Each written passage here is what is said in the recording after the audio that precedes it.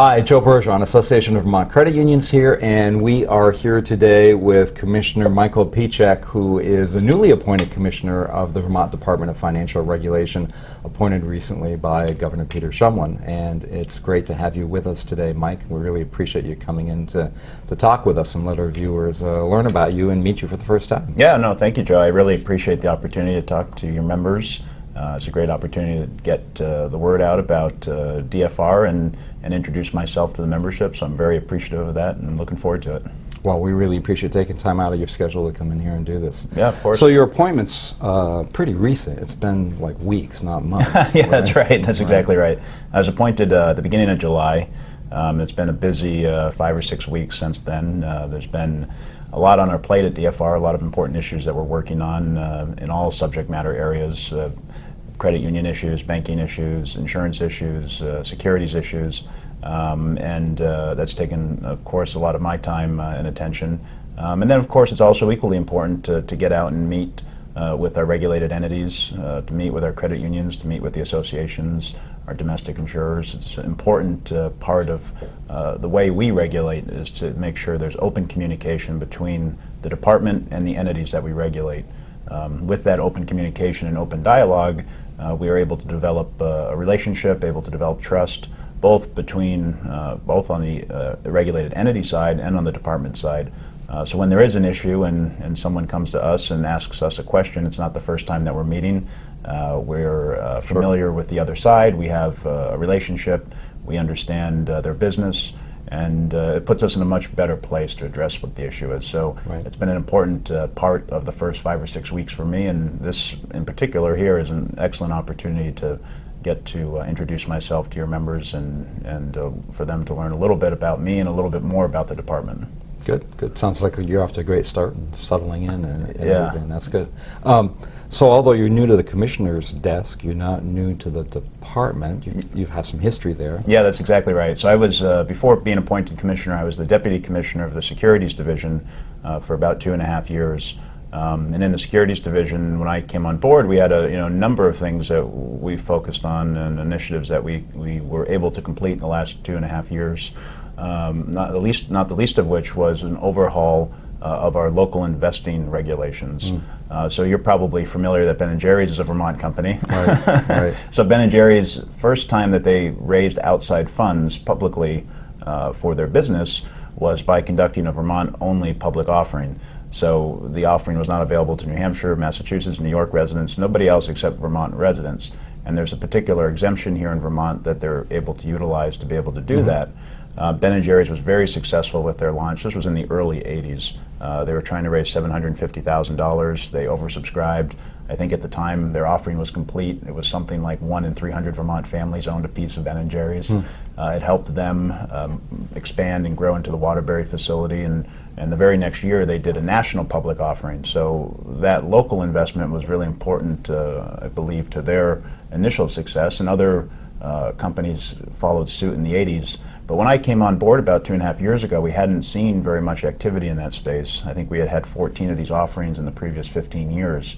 And we sort of asked ourselves, why is that? And we came to the conclusion that our regulations, although maybe worked in the 80s, were outdated in the 21st century.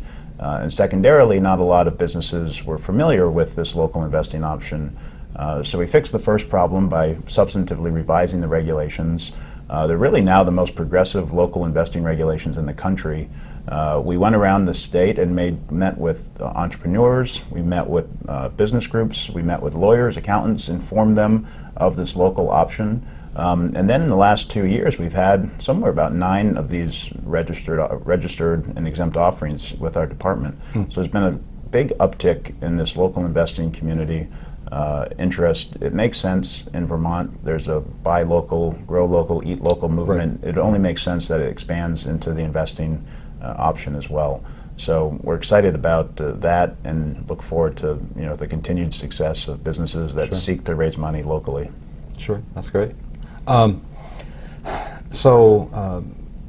credit unions, from our perspective, are in good financial health, generally speaking, overall and everything.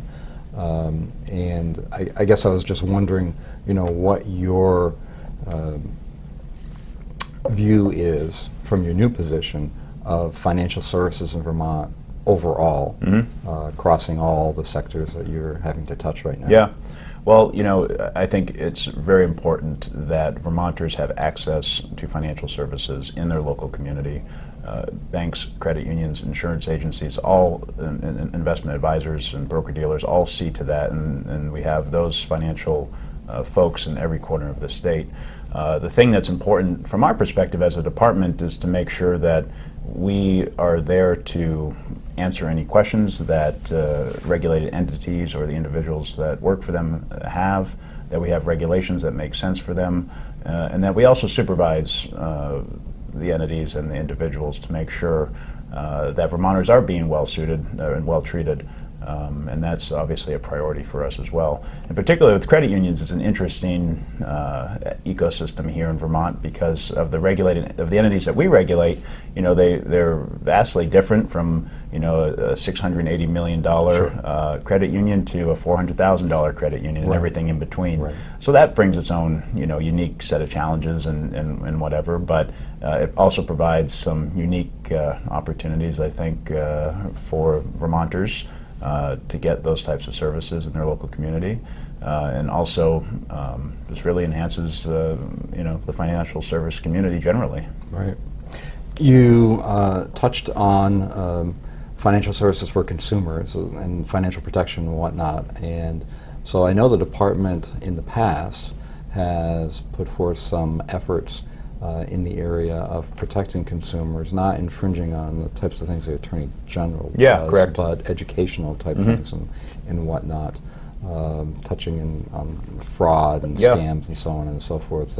So do you see the department under your supervision continuing in that vein or doing more of that? Or where's that going? Yeah, that's a great question, because one of the initiatives that I had when I became commissioner was to focus on the issue of elder or senior financial abuse. Vermont is the second oldest state, only behind Maine. Elder abuse in the country is a prevalent issue. Somewhere about 1 in 9 seniors or vulnerable adults in the last 6 months has been reportedly a victim of some form of senior or elder financial abuse. So we know it's an issue nationally. We've also seen cases at the department of it locally. So we know it's an issue that needs to be on our radar, and will have a great focus for us over the rest of the year and moving forward as well. I mean, the issue of senior financial abuse is really, really sad. There's a number of issues that come with it. For one, only 1 in 44 cases are actually reported. So there is a large number of situations out there that the department, that the Attorney General's office, the SEC, whatever regulatory agency it is, never even hears about. So I think we need to do a better job of getting out into the community, making sure people know that DFR is here, making sure that if someone you know or yourself are a victim of financial abuse or a financial scam, that it's nothing to be ashamed about, that it's important you come and tell us about it so that we can, A, investigate your particular situation, and then 2, educate the public more generally about the types of frauds and scams that are out there, because they morph and change, and what happened last week is something that's very different than what's happening this week. So it's important to be on top of it and get the information in for people to contact the department, either when they get a phone call or they become a victim of some scam. Sure. I already know the answer to this question, but people watching this probably don't. So I think it's a safe question to ask. So people are probably wondering, what's your familiarity with credit unions? Because you weren't regulating credit unions up until now, but now you find yourself in the big seat overseeing everybody, including credit unions. Yeah. So did you know what a credit union was before you got to that chair? Yeah, no, I did know what a credit union was, but I think for one of the reasons was that I grew up in Vermont, and in Vermont, cooperative unions of all sorts have a great history here and are very prevalent.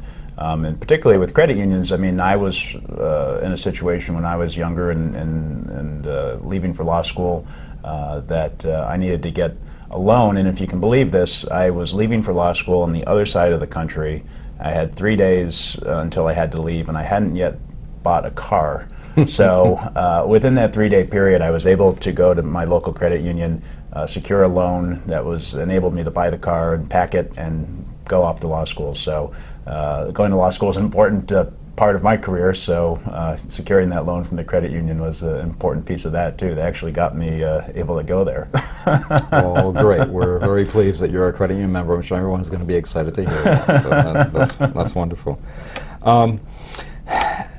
What's in store for the department in the future? You know, speaking from the credit union and banking kind of sectors, I don't know about insurance and securities and whatnot, but you know, a lot of federal regulation that's come about in recent years, a lot of consolidation going on in those sectors.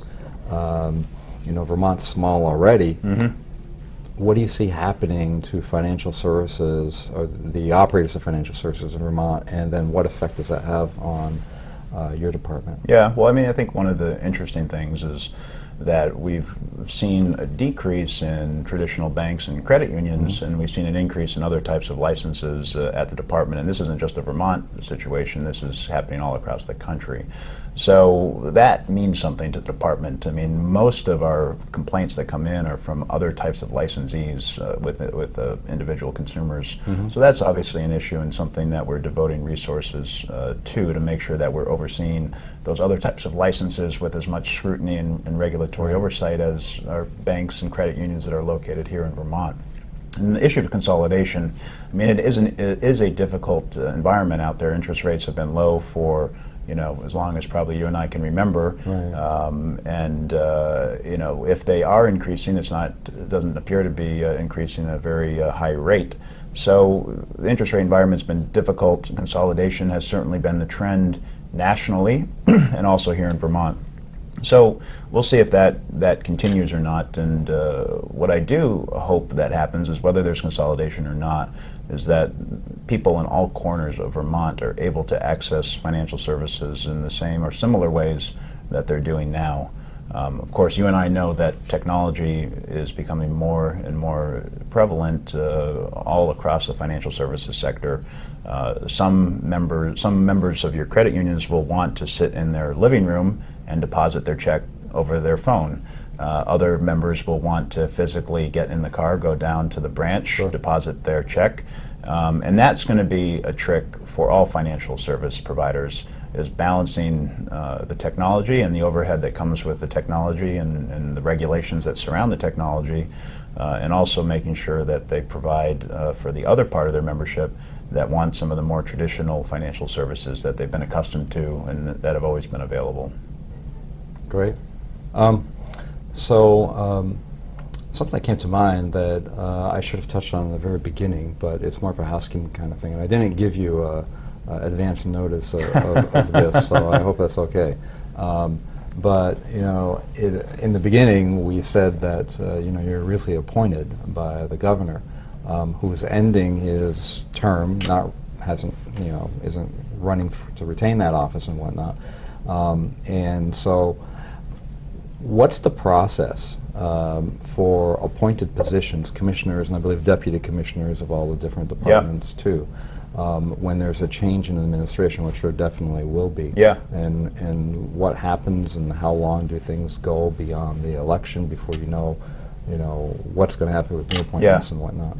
Well, it's kind of, I think from my perspective, it's kind of a funny story, because when I got appointed at my first cabinet meeting I went to, which I think was that same week, they discussed the appropriate way to tender your resignation. So I don't know if that was an ominous start or not, but yeah. But you're absolutely right. I mean, deputy commissioners, secretaries, deputy secretaries, all appointed positions by the governor, serve at the governor's pleasure. And when when the next governor is elected, and there is a governor-elect, the tradition is for all appointed positions to tender the resignation to him or her, and then some people will be interested in the opportunity to stay on. Some people will be interested in other opportunities. I think the Department of Financial Regulation is in a really good spot right now. All of our divisions are operating very efficiently, very effectively, providing good regulation. I very much enjoy the people at the department. They're professionals. They're industry experts. They're respected among their respective industries. So I would be more than happy to serve and continue to help the department and continue in the job, but that's not my decision. Of course, I've been doing this job for a long time, and we've seen just within the Department of Financial Regulation, but I assume in other agencies in the state too, it's not uncommon for appointed positions to cross administrations and even cross party lines, from one administration to the next and continue on. Yeah, that's exactly right. And then when you look at the Department of Financial Regulation, we're really an apolitical entity. Right. We do what's in the green books, meaning we follow the regulations, we follow the laws, we regulate with an even hand, and regulation doesn't really change whether it's under a Democrat or Republican. Right. So in that way, the department, is apolitical and sometimes can stay out of the headlines and continue to do its job effectively. But at the same time, it's the governor's decision, and Sure. Yeah. So looking towards the future, we touched on consolidation and so on and so forth, but if you were talking to an audience of credit union people right now, which you kind of are in this video, and having to tell them what you think is the biggest challenge that they need to be considering, especially board members in credit unions, looking 5 and for more years down the road in financial services, credit unions in particular, what do you think you'd be telling them? Yeah, I think there's a couple of things that I would be telling them. One, I think cybersecurity is probably number one on the radar. And I say that for a number of reasons. One is because it is one of the crimes of the 21st century.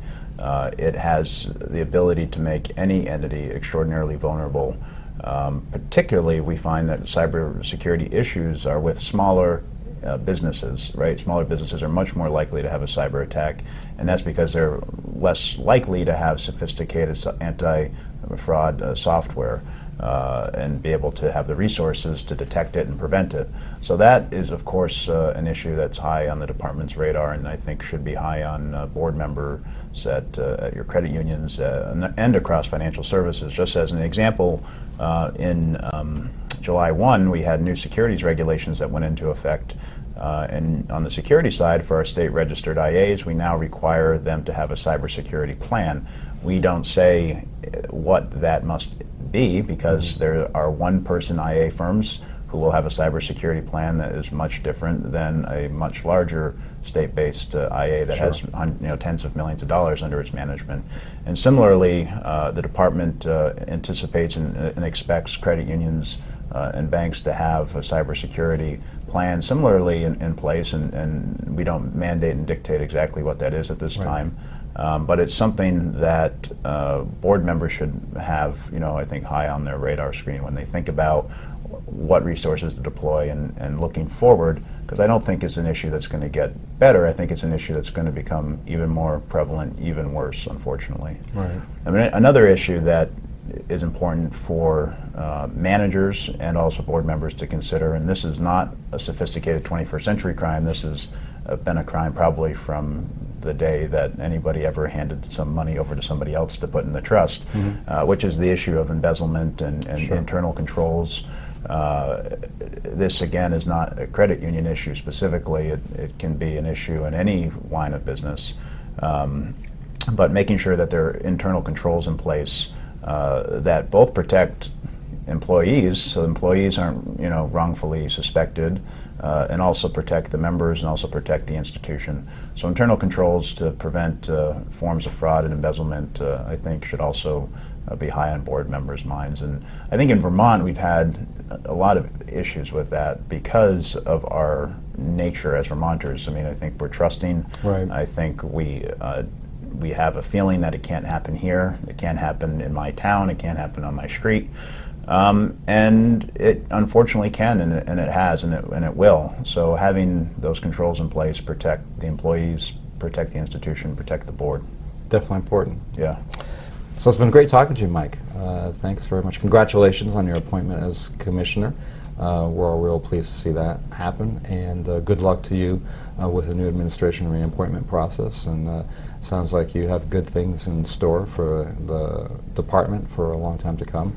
And so we wish you the best of luck. But mostly, just really appreciate you coming in today. Well, thank you, Joe. It was an excellent opportunity. It was a pleasure speaking with you, and hope to get around and meet with your credit unions and your members during the next few months, and hopefully beyond that. Great. Thanks very much. Thank you.